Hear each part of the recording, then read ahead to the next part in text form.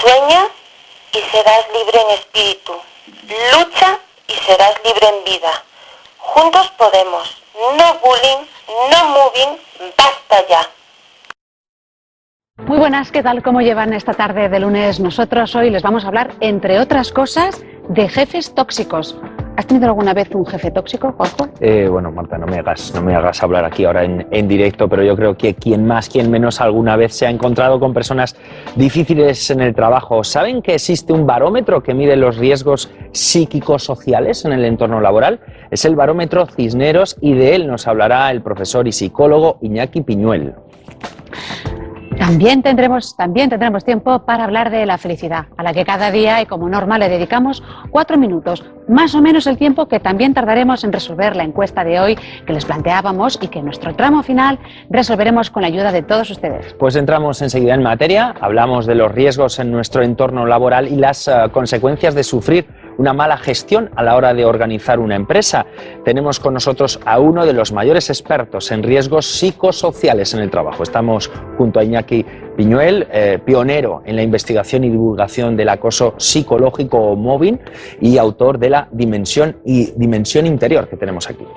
La primera pregunta es obligada. Bueno, primero buenas tardes. Buenas tardes. Y la primera pregunta es obligada. Explíquenos exactamente qué es eso de la dimensión interior. Bueno, en una frase muy sencilla es cuando el trabajador se encuentra en el trabajo de cuerpo presente y de mente ausente. Es decir, está ahí trabajando, pero su mente está en otro lado, su motivación ya no está, sus ganas de trabajar se fueron y eso, pues lógicamente, produce para ese trabajador una serie de efectos psíquicos y para la organización una pérdida de rentabilidad y de productividad que tampoco es interesante. ¿Cómo podemos identificar un entorno tóxico en el trabajo? Bueno, hablamos de entornos psicológicamente o psicosocialmente tóxicos, aquellos que hacen que los trabajadores sufran. Ese sufrimiento en el ámbito laboral se trivializa, se banaliza, un poco como tantos otros problemas sociales que se han venido analizando y que hemos ido descubriendo en el último siglo.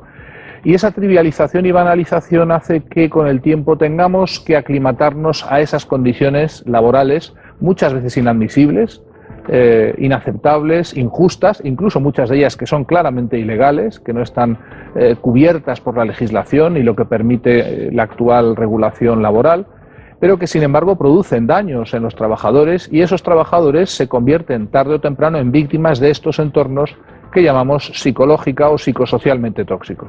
Profesor, pero el hecho de organizarse, las organizaciones podrían frenar este mal ambiente de alguna manera. No solo podrían, sino que están obligadas a hacerlo, porque la ley actual establece en la organización una posición de garante. No vamos a un trabajo que esté desregulado. Las empresas tienen cierta libertad de organizar el factor dispositivo en la producción, pero sí tienen que garantizar que determinados riesgos laborales estén cubiertos.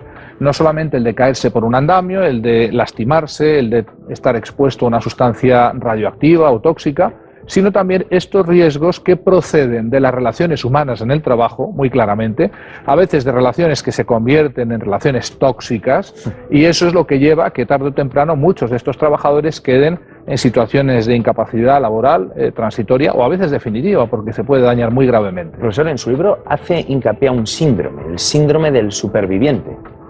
Bueno, esto está ahora muy a la orden del día. Los trabajadores, cuando saben que en una empresa sobran 500 y no sabemos muy bien quiénes se van a ir a la calle, pues se desencadena esto que yo he denominado síndrome del superviviente, que está bastante investigado en algunos países y que consiste pues en que sale lo peor de la naturaleza humana, es decir, que los compañeros de trabajo, antiguos compañeros, se convierten en mutuos depredadores, intentan perjudicar el trabajo del otro, justamente para intentar sobrevivir a ese ERE, para intentar que sea yo el que me quede y el otro el que se va.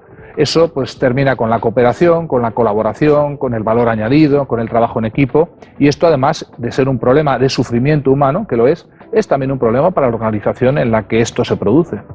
Fue una de las primeras personas en España que pronunció la palabra mobbing, ¿no? De hecho, fue uno de los primeros que habló en un libro ampliamente, y ahora, pues quizás lo del mobbing más o menos la gente ya sabemos de qué se trata, pero ¿existe más mobbing ahora? Sí, sabemos que en los últimos años, sobre todo a partir de 2007 en adelante, con el amanecer de los primeros coletazos de la crisis, han ido incrementándose las tasas de acoso en España. Esto se debe a varios fenómenos, pero uno principal es el hecho de que los trabajadores se ven obligados a tragar, entre comillas, con estas situaciones, tienen más miedo de denunciarlas, de hacerles frente, y eso pues es aprovechado, desgraciadamente, por algunos compañeros, jefes sin escrúpulos, que aprovechan para, entre comillas, vamos a decirlo, sacar la mano a pasear, maltratar, hostigar, perseguir o arrinconar a esos trabajadores que son siempre las víctimas de mobbing, aquellos que por alguna razón son o se han vuelto amenazantes para los que los acosan. Es cierto que las tasas de mobbing se han incrementado con la crisis. Estamos hablando de riesgos psicosociales, de lo que le afecta a uno pues estar en un entorno de trabajo hostil, pero más hostil es estar sin trabajo, ¿no? Claro, son dos males. El paro es un mal y el acoso es un mal, pero que haya mucho paro no quiere decir que los que están trabajando tengan que someterse a cualquier tipo de condición laboral, por tóxica que ésta sea.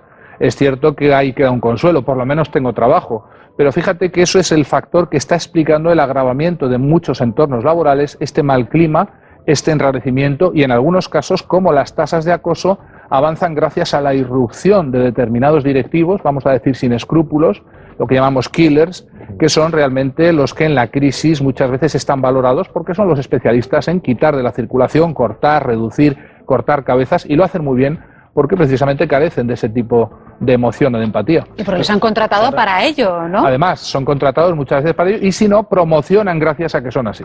Pero claro, nos ponemos en el tema práctico, profesor, y si tenemos un trabajo con un jefe hostil o tóxico, ¿qué podemos hacer? Bueno, hay que hacer frente, no es admisible, no entra en el sueldo el ser maltratado, no entra en el sueldo el ser humillado, no entra en el sueldo tener que sufrir en el trabajo condiciones que rompen con toda la dignidad humana y cualquier tipo de fundamentación humana, humanizadora. Y luego además está la ley. Sabemos que desde el año pasado, con la entrada en vigor del nuevo Código Penal, hay una nueva legislación que impide que uno sea maltratado, por lo menos se puede denunciar. Ahí está también la inspección de trabajo. Tenemos la obligatoriedad de evaluar y prevenir cualquier tipo de riesgo psicosocial y de intervenir si existen casos de acoso. Es decir, no vamos a una selva, vamos a trabajar en un entorno civilizado donde no es admisible que se maltrate a nadie. Y si no, ahí está el Estado, o debería estar, y ahí están los poderes públicos, ahí están los jueces, y ahí está la vigilancia que debe realizarse en las organizaciones para que esto no ocurra. En su libro también hace mención a estos directivos tóxicos y hace referencia a que la mayoría de ellos pueden tener problemas de personalidad. Es decir, ellos mismos son víctimas de ellos mismos. Bueno, sí, pero las víctimas son los demás, sobre todo. Es cierto que hemos identificado que no basta ser cualquiera para acosar o para maltratar, para ser un jefe tóxico. Muchas veces lo que nos encontramos es con trastornos paranoides de la personalidad, con directivos que son lo que cualificamos técnicamente como personalidades psicopáticas, personalidades muy inquietantes porque están ahí, fríos, calculadores, con una imagen pública excelente, caen bien a todo el mundo, con una capacidad de seducción formidable, pero que son muy eficaces a la hora de eliminar o depredar a aquellos que se ponen en medio de su objetivo, que siempre es alcanzar el poder cuanto antes, ¿no? Y ese tipo de directivos están a la orden del día. Son tres tipos, ¿no? Más o menos los que establece el narcisista. Así, el trastorno narcisista de la personalidad está detrás, los directivos que se miran en el espejo del auditorio, que buscan con un comportamiento arrogante, prepotente, buscan siempre pues subordinados muy sumisos, muy mediocres, que no les hagan sombra. Y claro, cuando aparece algún paracaidista por allí, alguno que puede ser amenazante, pues suele ser víctima del acoso o de otras tecnologías para eliminarlo limpiamente. Y después también, bueno, ocurre el caso de el paranoide, ¿no? O el que ya realmente ya tiene asumido que tiene poder y eso le aísla, ¿no? Eso es... Claro, el directivo paranoide ve en todos los comentarios, en los demás, posibles ataques, posibles comentarios perjudiciales para ellos y claro, desencadena lo que llamamos ataques preventivos. Atacan antes de recibir ese supuesto ataque. Por tanto, se convierten en directivos tóxicos. Hay un dato muy interesante y curioso que es cuanto más arriba vamos en el escalafón jerárquico de las empresas y organizaciones, mayores dosis de paranoidismo encontramos en los cuadros directivos. Por tanto, también la función hace incrementar la desconfianza y la sensación de peligro y la actitud paranoide o referencial en la vida. Y ese riesgo también lo tienen, permíteme, los trabajadores que en un momento dado ascienden y adquieren un cargo de... Claro, es muy directivos. interesante esa reflexión. Sabemos, por ejemplo, que el gran y el poderoso modulador que es el poder para la personalidad. Sabemos que el poder produce cambios permanentes en la personalidad. Eso que todos conocemos, gente que estaba con nosotros al mismo nivel, han promocionado y aquello que es cómo has cambiado. Siempre se ha dicho que el poder corrompe, de alguna manera. El poder corrompe y el poder absoluto corrompe absolutamente, pero el pequeño poder también corrompe. El pequeño poder que se le puede dar a un jefe mediano, un mando intermedio, produce cambios sorprendentes. Personas que no eran así se vuelven así, y es con la pretensión siempre habitual que tenemos todos de pensar que eso a mí no me pasará.